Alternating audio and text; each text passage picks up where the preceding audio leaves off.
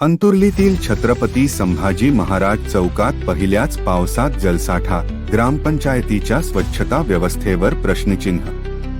मुक्ताईनगर तालुक्यातील अंतुर्ली गावातील छत्रपती संभाजी महाराज चौकात 30 मे 2026 रोजी यंदाच्या पहिल्याच पावसात मोठ्या प्रमाणात पाणी साचल्याने ग्रामस्थांमध्ये नाराजीचे वातावरण निर्माण झाले आहे।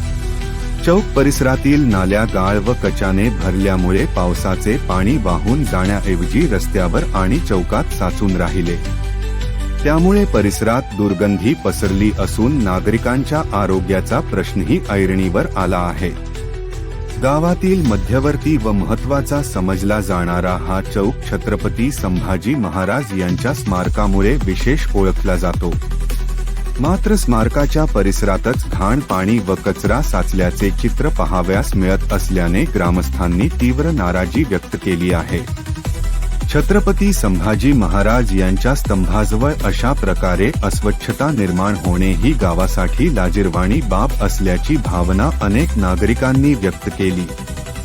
स्थानिकांच्या म्हणण्यानुसार नाल्यांची नियमित साफसफाई व पावसाळ्यापूर्वी आवश्यक देखभाल करण्यात आली असती तर ही परिस्थिती उद्भवली नसती।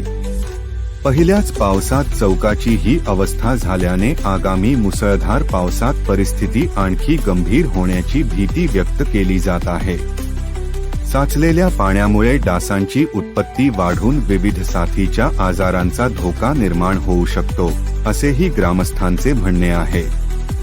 ग्रामस्थांनी ग्रामपंचायतीकडे तातडीने लक्ष देण्याची मागणी केली असून चौकातील नाल्यांची साफसफाई, पाण्याचा निचरा होण्यासाठी योग्य व्यवस्था आणि नियमित स्वच्छता मोहीम राबविण्याची आवश्यकता व्यक्त केली आहे।